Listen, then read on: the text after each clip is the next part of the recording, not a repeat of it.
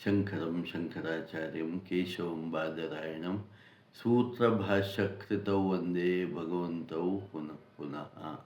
ಶ್ರುತಿ ಸ್ಮೃತಿ ಪುರಾಣಾನಾಂ ಆಲಯಂ ಕರುಣಾಲಯಂ ನಮಾಮಿ ಭಗವತ್ಪಾದ ಶಂಕರಂ ಲೋಕಶಂಕರಂ. ಆತ್ಮೀಯ ಮಿತ್ರರೇ, ವೇದಾಂತಿಗಳೇ, ಬ್ರಹ್ಮಸೂತ್ರ ಪ್ರಿಯರೇ, ಹಿಂದಿನ ವಿಡಿಯೋದಲ್ಲಿ ನಾವು 354ನೇ ಸೂತ್ರದವರೆಗೆ ನೋಡಿದೆವು. ಅಂದರೆ 555 ಒಟ್ಟು ಸೂತ್ರ ಇರೋದು. ಅದರಲ್ಲಿ 354 ಸೂತ್ರ ಅಂದರೆ 3ನೇ ಅಧ್ಯಾಯದ 2ನೇ ಪಾದದ 36ನೇ ಸೂತ್ರ ತನಕ ನೋಡಿದೆವು. ಒಟ್ಟಾರೆ ಏನು ಹೇಳಿದ ನಾವು, ಸಗುಣ ರೂಪಿಯಾದ ಪರಬ್ರಹ್ಮನೂ ಹೌದು, ನಿರ್ಗುಣ ರೂಪನಾದ ಪರಬ್ರಹ್ಮನೂ ಹೌದು, ಎರಡನ್ನು ವೇದಾಂತಿಗಳಾದರೂ ನಾವು ಒಪ್ಪಲೇಬೇಕು ಅಂತ ಬ್ರಹ್ಮಸೂತ್ರವು ಹೇಳುತ್ತೆ ಅಂತ ಮೊದಲಾಗಿ ನಾವು ಕಂಡುಕೊಂಡದ್ದು. ಆಮೇಲೆ ಮತ್ತೇನು ನಾವು ಹೇಳಿದೆವು ಅಂದರೆ, ಪ್ರಕೃತಿ ಇದೆಯಲ್ಲ, ಈ ಪ್ರಕೃತಿ ಭಗವಂತನಲ್ಲೇ ಇದೆ. ಭಗವಂತನ ಆಡಳಿತಕ್ಕೆ ಈ ಪ್ರಕೃತಿ ಒಳಪಟ್ಟಿದೆ. ಕೆಲವು ಸಲ ಈ ಪ್ರಕೃತಿ ತನ್ನಿಂತಾನೇ ಕೆಲಸ ಮಾಡುತ್ತೆ, ಕೆಲವು ಸಲ ಭಗವಂತನ ಜೊತೆಗೆ ಸೇರಿ ಕೆಲಸ ಮಾಡುತ್ತೆ. ಭಗವಂತನ ಜೊತೆಗೆ ಸೇರಿ ಕೆಲಸ ಮಾಡುವಾಗ ಅದು ವ್ಯಕ್ತವಾಗೋದಿಲ್ಲ, ತನ್ನಿಂತಾನೇ ಅದು ಸಪರೇಟಾಗಿ ಕೆಲಸ ಮಾಡಿದಾಗ ವ್ಯಕ್ತ ಆಗತ್ತೆ. ಹೀಗೆಲ್ಲ ನಾವು ನೋಡಿದೆವು. ಈಗ 355ನೇ ಸೂತ್ರ ಅಂದರೆ 3ನೇ ಅಧ್ಯಾಯದ 2ನೇ ಪಾದದ 37ನೇ ಸೂತ್ರ ಹೇಳುತ್ತೆ, ಅನೇನ ಸರ್ವಗತತ್ವ ಆಯಾಮ ಶಬ್ದಾದಿಭ್ಯ. ಅಗ್ನಿಗೆ 2 ಶಕ್ತಿ ಇದೆ ಅಂತ ನಮ್ಗೆ ಗೊತ್ತು. ಒಂದು ಬೆಳಕಿನ ಶಕ್ತಿ, ಇನ್ನೊಂದು ಉಷ್ಣತೆಯ ಶಕ್ತಿ. ಹಾಗಾಗಿ ಎಲ್ಲಿ ಬೆಳಕು ಮತ್ತು ಉಷ್ಣತೆ ಇದೆಯೋ ಅಲ್ಲಿ ಎಲಿಮೆಂಟ್ ಆಫ್ ಫೈರ್ ಇರಲೇಬೇಕು, ಅಂದರೆ ಬೆಂಕಿ ಇರಲೇಬೇಕಲ್ವ. ಎಲ್ಲಿ ಉಷ್ಣತೆ ಮತ್ತು ಬೆಳಕು ಇದೆಯೋ ಅದರ್ಥ ಅಲ್ಲಿ ಬೆಂಕಿ ಇದೆ ಅಂತ ತಾನೆ. ಹಾಗೆಯೇ ಅಪರ ಪ್ರಕೃತಿ ಹಾಗೂ ಪರ ಪ್ರಕೃತಿ ಪರಮಾತ್ಮನಿಗೆ ಸೇರಿದೆ ಎಂದು ನಾವು ಹೇಳಿರುವುದರಿಂದ ನೋಡಿ, ಈಗ ಉಲ್ಟಾ ನೋಡಿ, ಎಲ್ಲಿ ಅಪರ ಪ್ರಕೃತಿ ಇರುತ್ತದೋ ಅಲ್ಲಿ ಜಗತ್ತು, ಹಾಗೂ ಎಲ್ಲಿ ಪರ ಪ್ರಕೃತಿ ಇರುತ್ತದೋ ಅಲ್ಲಿ ಜೀವಭೂತಾತ್ಮಕವಾದ ಚೇತನ ಪ್ರಕೃತಿ ಇರುತ್ತದೆ. ಎಲ್ಲಿ ಪ್ರಕೃತಿಗಳಿರುತ್ತವೋ ಅಲ್ಲಿ ಖಂಡಿತವಾಗಿ ಪರಮಾತ್ಮ ಇದ್ದೇ ಇರ್ತಾನೆ. ಹಾಗಾಗಿ ಪ್ರಕೃತಿ ಇದ್ದಾಗ ಪರಮಾತ್ಮ ಇದ್ದೇ ಇರ್ತಾನೆ. ಈ ಪರ ಮತ್ತು ಅಪರ ಪ್ರಕೃತಿಯಿಂದ ಈ ನಾಮರೂಪಾತ್ಮಕವಾದ ಜಗತ್ತಾಗಿದೆ. ಹಾಗಾಗಿ ಈ ಜಗತ್ತೇ ಪರಬ್ರಹ್ಮ ಸ್ವರೂಪವೂ ಹೌದು ಅಂತ ಹೇಳುತ್ತೆ. ಹಾಗಾಗಿ ನಾವು ದೇವಾಲಯದಲ್ಲಿ ನೋಡುವ ಮುಟ್ಟುವ ದೇವರ ಕಲ್ಲು ಪ್ರತ್ಯಕ್ಷ ಪರಮಾತ್ಮನೆ ಅಂತ ತಿಳ್ಕೊಳ್ಬೇಕು. ಅದು ಬರೀ ಕಲ್ಲಲ್ಲ ಅಂತ ತಿಳ್ಕೊಳ್ಬೇಕು ಅಂತ ಹೇಳ್ತಾರೆ. ಯಾಕಂದರೆ ಈ ಕಲ್ಲು ಅನ್ನೋದು ಅಪರ ಪ್ರಕೃತಿಗೆ ಸೇರಿದೆ. ಅಪರ ಪ್ರಕೃತಿಯು ಭಗವಂತನೇ ಅಂತ ಹೇಳಿದ ಮೇಲೆ ನಾವು ಕಲ್ಲೂ ಸಹ ಭಗವಂತನೇ. ಕಲ್ಲಿನ ಒಳಗೂ ಭಗವಂತ ಇದ್ದಾನೆ, ಕಲ್ಲು ಭಗವಂತನೇ, ಹೊರಗೂ ಭಗವಂತ ಇದ್ದಾನೆ. ಹಾಗಾಗಿ ಪರ ಪ್ರಕೃತಿ ಅಪರ ಪ್ರಕೃತಿ ಎರಡು ಭಗವಂತನಿಗೆ ಸೇರಿದೆ ಅಂತ ಹೇಳ್ತವೆ. ಒಂದು ಉದಾಹರಣೆ ನೋಡಿ, ಧ್ವಜ, ಈಗ ಫ್ಲ್ಯಾಗ್ ಎಂಬುದು ಒಂದು ದೇಶದ ಹೆಮ್ಮೆಯ ಪ್ರತೀಕವಾಗಿದೆ ಅಂತ ನಮಗೆಲ್ಲ ಗೊತ್ತು. ಆದರೆ ಶಿವನ ಪ್ರತಿಮೆ ಭಗವಂತನ ಬರೀ ಪ್ರತೀಕವಲ್ಲ, ಅದು ನಾವು ಭಗವಂತನನ್ನು ಸಾಕ್ಷಾತ್ ಪೂಜೆ ಮಾಡುವುದು ಅಂತ ತಿಳ್ಕೊಳ್ಬೇಕು ಅಂತ ಹೇಳುತ್ತೆ. ಯಾಕೆಂದರೆ ಅಪರ ಪ್ರಕೃತಿಯಲ್ಲಿಯೂ ಪರ ಪ್ರಕೃತಿಯಲ್ಲಿಯೂ ಭಗವಂತನ ಸಾನ್ನಿಧ್ಯ ನೇರವಾಗಿಯೇ ಇದೆ ಅಂತ ಬ್ರಹ್ಮಸೂತ್ರ ಹೇಳ್ತದೆ. ಈ ಉದಾಹರಣೆಯಲ್ಲಿ ಹೇಳಿದ ಅಪರ ಪ್ರಕೃತಿ ಅಥವಾ ಜಡ ಪ್ರಕೃತಿಗೆ ಸೇರಿದ ಶಿವನ ಮೂರ್ತಿಯಲ್ಲಿ ಭಗವಂತನ ಸಾನ್ನಿಧ್ಯ ಇದ್ದೇ ಇರುತ್ತದೆ ಅಂತ ಹೇಳುತ್ತೆ. ಉದಾಹರಣೆಗೆ ನೋಡಿ, ಏಕನಾಥ ಮಹಾರಾಜರು ತಮ್ಮ ಮನೆಯಲ್ಲಿ ಪಾಂಡುರಂಗನ ಮೂರ್ತಿಗೆ ಆಹಾರವನ್ನು ಉಣಿಸುತ್ತಿದ್ದರು ಅಂತ ನಾವು ಕಥೆಯಲ್ಲಿ ಕೇಳ್ತೇವೆ. ಇದು ನಿಜನೋ ಅಂದರೆ ಇದು ನಿಜಾನೇ ಅಂತ ನಾವು ತಿಳ್ಕೊಳ್ಬೋದು. ಹಾಗಾಗಿ ಭಗವದ್ಗೀತೆಯಲ್ಲಿಯೂ ಭಗವಂತ ಅಕ್ಷರ ಪುರುಷ ಮತ್ತು ಪುರುಷೋತ್ತಮ ಅಥವಾ ಉತ್ತಮ ಪುರುಷ, ಈ 3 ಪದಗಳಲ್ಲಿ ಕಂಡುಬರುವ ಪುರುಷ ಶಬ್ದವು ಪರಮಾತ್ಮನನ್ನೇ ಪ್ರತಿನಿಧಿಸುತ್ತದೆ. ಈ ಪರಮಾತ್ಮನಲ್ಲಿರುವ ಅಪರ ಪ್ರಕೃತಿ 8 ವಿಧವಾಗಿದೆ ಅಂತ ಭಗವದ್ಗೀತೆಯಲ್ಲಿ ಬರುತ್ತೆ. ಭೂಮಿ, ಜಲ, ಅಗ್ನಿ, ವಾಯು, ಆಕಾಶ, ಮನಸ್ಸು, ಬುದ್ಧಿ ಮತ್ತು ಅಹಂಕಾರ.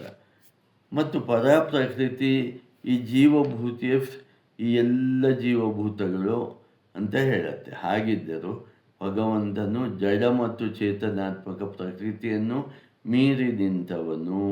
ಹಾಗಾಗಿಯೇ ಹೇಳಿದ್ದು ಆತನು ಪುರುಷೋತ್ತಮನು ಅಂತ ಹೇಳ್ತಾರೆ. ಹಾಗಾಗಿ ಈಶಾವಾಸ್ಯಮಿದಂ ಸರ್ವಂ ಅಂತ ಉಪನಿಷತ್ತು, ಈಶಾವಾಸ್ಯ ಉಪನಿಷತ್ತು ಹೇಳುತ್ತೆ. ಈ ಸರ್ವವೂ ಭಗವಂತಮಯ ಅಂತ. ಇದನ್ನು ಸುಲಭವಾಗಿ ಅನನ್ಯ ಭಕ್ತಿ ಯೋಗದಿಂದ ಭಗವಂತನಿಗೆ ಶರಣಾಗತಿ ಆಗುವುದರಿಂದ ಸಾಧಿಸಿಕೊಳ್ಳಬಹುದು ಅಂತ ಹೇಳ್ತಾರೆ. ಶಾಸ್ತ್ರಗಳ ಅಧ್ಯಯನ ಹಾಗೂ ಭಗವತ್ ತತ್ವದ ಸರಿಯಾದ ತಿಳುವಳಿಕೆಯಿಂದಾಗಿ ಅದೇ ಭಕ್ತಿ ಆನಂದದ ಎಕ್ಸ್ಪ್ರೆಷನ್ ಆಗಿ ಬದಲಾವಣೆ ಹೊಂದುತ್ತದೆ. ಭಕ್ತಿಯೇ ಆನಂದದ ಎಕ್ಸ್ಪ್ರೆಷನ್ ಆಗಿ ಬದಲಾವಣೆ ಹೊಂದುತ್ತದೆ ಅಂತ. ಹಾಗಾಗಿ ಇಲ್ಲಿ ಒಂದು ನಮಗೆ ಸ್ಪಷ್ಟವಾಗಿ ತಿಳ್ಕೊಳ್ಬೇಕು ಅಂದರೆ ಭಗವಂತನಿಗೆ ಶರಣಾಗುವುದೇ ಅತಿ ಶ್ರೇಷ್ಠವಾದ ಸಾಧನೆ. ಈ ಶರಣಾಗತಿಯು ಭಕ್ತಿಯೋಗದ ಪರಾಕಾಷ್ಠೆಯಾದರೂ ಶಾಸ್ತ್ರಗಳ ಆಧಾರದಿಂದ ಭಗವಂತನ ತತ್ವದ ಸರಿಯಾದ ತಿಳುವಳಿಕೆಯಿಂದ ಬಂದಾಗ ನಮ್ಮಿಂದ ಆನಂದದ ಸ್ಫುರಣೆ ಆಗುತ್ತಿರುತ್ತದೆ. ಎಲ್ಲವನ್ನೂ ಅರ್ಥ ಮಾಡಿಕೊಳ್ಳಲು ಈ ಚರ್ಚೆಯು ಮುಖ್ಯವಾಗಿದೆ. ಹಾಗೆ ಬ್ರಹ್ಮಸೂತ್ರ ಇದೊಂದು ಚರ್ಚೆ. ಯಾಕೆಂದರೆ ಎಲ್ಲವನ್ನು ಅರ್ಥ ಮಾಡಿಕೊಂಡು ಜ್ಞಾನ, ಭಕ್ತಿ, ವೈರಾಗ್ಯ ಇದೆಲ್ಲವನ್ನು ಸರಿಯಾಗಿ ಅರ್ಥ ಮಾಡಿಕೊಂಡು ಆಚರಿಸಬೇಕು ಅಂತ ಹೇಳ್ತಾರೆ. ಹಾಗಾಗಿ ಪರಮಾತ್ಮನ ಪ್ರಕೃತಿಯು ಭೇದ ಮತ್ತು ಅಭೇದಾತ್ಮಕ ರೂಪವಾಗಿದೆ. ಬ್ರಹ್ಮಸ್ವರೂಪ ಪ್ರತಿಪಾದನೆ ಹೀಗೆ ಮಾಡಿದ ನಂತರ ಮುಂದಿನ ಪ್ರಶ್ನೆ, ಕರ್ಮಫಲವನ್ನು ಕೊಡುವವನು ಯಾರು ಅಂತ. ಇದಕ್ಕೆ 38ನೇ ಸೂತ್ರ ಹೇಳುತ್ತೆ, ಫಲಂ ಅತಃ ಉಪಪತ್ತೇ. ದೇವತೆಗಳಿಂದ ಕರ್ಮದ ಫಲಗಳು ಬಂದರೂ ಸಹ ಈ ಫಲಗಳು ಭಗವಂತನ ಅನುಜ್ಞೆಯಿಂದಲೇ ಬಂದಿರುತ್ತವೆ. ಹಾಗಾಗಿ ಕರ್ಮಫಲದಾತನು ಭಗವಂತನೇ ಅಂತ ಹೇಳ್ತಾರೆ. 39ನೇ ಸೂತ್ರ ಹೇಳುತ್ತೆ, ಶ್ರುತತ್ವಾಚ. ಶ್ರುತಿಗಳು ಸಹ ಈ ಮಾತನ್ನೇ ಹೇಳುತ್ತವೆ.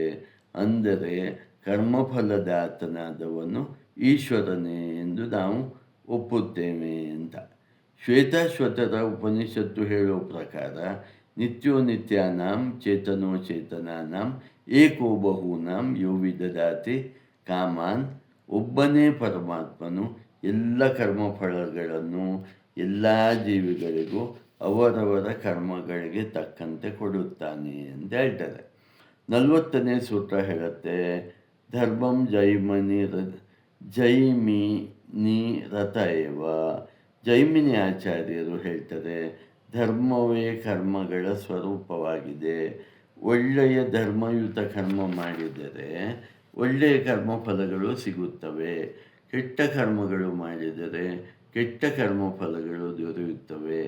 ವೇದಗಳು ಸ್ಪಷ್ಟವಾಗಿ ಏನು ಹೇಳುತ್ತವೆ ಎಂದರೆ ಕರ್ಮಗಳು ಕರ್ಮಫಲವನ್ನು ಕೊಡುತ್ತವೆ. ಹಾಗಾಗಿ ಎಂತಹ ಕರ್ಮಫಲಗಳು ನಮಗೆ ದೊರಕಬೇಕೋ ಅದಕ್ಕೆ ಅನುಗುಣವಾಗಿ ನಾವು ಕರ್ಮವನ್ನು ಮಾಡಬೇಕು ಅಂತ ಜೈಮಿನಿ ಆಚಾರ್ಯರು ಅಭಿಪ್ರಾಯವನ್ನು ಪಡುತ್ತಾರೆ. ನಾವು ಮಾಡುವ ಕರ್ಮಗಳೇ ಕರ್ಮಫಲವನ್ನು ಕೊಡುತ್ತವೆ. ಭಗವಂತನಿಗೂ ಕರ್ಮಫಲಕ್ಕೂ ಯಾವುದೇ ರೀತಿಯ ಸಂಬಂಧವಿಲ್ಲ ಅಂತ ಜೈಮಿನಿ ಆಚಾರ್ಯರ ಮತವಾಗಿದೆ. ಈಶ್ವರ, ಭಗವಂತ ಮುಂತಾದವರು ಯಾರೂ ಇಲ್ಲ ಅಂತ ಜೈಮಿನಿ ಆಚಾರ್ಯರು ಹೇಳ್ತಾರೆ. ಇವರನ್ನು ಕರ್ಮಕಟ್ಟರು ಅಂತ ಹೇಳ್ತಾರೆ. ಆದರೆ 41ನೇ ಸೂತ್ರ ಅಲ್ಲಿ ಪೂರ್ವಂತೋ ಬಾದರಾಯಣೋ ಹೇತು ವ್ಯಪದೇಶಾತ್. ವೇದವ್ಯಾಸ ಬಾದರಾಯಣರು ಜೈಮಿನಿ ಋಷಿಗಳ ಮಾತನ್ನು ಒಪ್ಪುವುದಿಲ್ಲ. ಅವರು ಹೇಳುವುದೇನೆಂದರೆ, ಮೊದಲೇ ಹೇಳಿದಂತೆ ಕರ್ಮಫಲದಾತ ಅಂತ ಒಬ್ಬ ಇದ್ದಾನೆ, ಅವನೇ ಈಶ್ವರ. ಏಕೆಂದರೆ ಇದನ್ನು ಶಾಸ್ತ್ರಗಳು ಸ್ಪಷ್ಟವಾಗಿ ಹೇಳುತ್ತವೆ. ಜಡವಾದ ಕರ್ಮಗಳು ಕರ್ಮಫಲವನ್ನು ಕೊಡಲಾರವು. ಚೈತನ್ಯ ರೂಪಿಯಾದ ಭಗವಂತನು ಕರ್ಮಫಲವನ್ನು ಕೊಡುತ್ತಾನೆ ಅಂತ ಹೇಳ್ತಾರೆ. ನೋಡಿ, ಇಲ್ಲಿಗೆ 3ನೇ ಅಧ್ಯಾಯದ 2ನೇ ಪಾದವು ಸಂಪೂರ್ಣವಾಗಿ ಮುಗಿಯುತ್ತೆ. ಜೀವನ ಸ್ವಪ್ನಾವಸ್ಥೆ, ಸುಜೀವನ ಸುಷುಪ್ತಿ ಅವಸ್ಥೆ, ಪರಬ್ರಹ್ಮ ಪರಮಾತ್ಮನ ಸ್ವಭಾವ ಮತ್ತು ಹೇಗೆ ಪರಬ್ರಹ್ಮ ಪರಮಾತ್ಮನು ಸಗುಣ ಸಾಕಾರನೂ ಹೌದು, ನಿರ್ಗುಣ ನಿರಾಕಾರವನ್ನು ಹೊಂದು ಭಗವಂತನು ಪರ ಮತ್ತು ಅಪರ ಪ್ರಕೃತಿಗಳು ಹೇಗೆ ಅವುಗಳು ಪರಮಾತ್ಮನೊಂದಿಗೆ ಇರುತ್ತವೆ ಮುಂತಾದ ಎಲ್ಲ ವಿಚಾರವನ್ನು ನಾವು ಇಲ್ಲಿ ತಿಳ್ಕೊಂಡೆವು. ಕೊನೆಯದಾಗಿ ಕರ್ಮಫಲದಾತನು ಭಗವಂತನೇ ಎಂದು ನಾವು ಈ 3ನೇ ಅಧ್ಯಾಯದ 2ನೇ ಪಾದದಲ್ಲಿ ಸ್ಪಷ್ಟವಾಗಿ ನೋಡಿದೆವು ಅನ್ನುವುದಕ್ಕೆ ನಾನು ಈ ವಿಡಿಯೋವನ್ನು ಮುಗಿಸ್ತೇನೆ.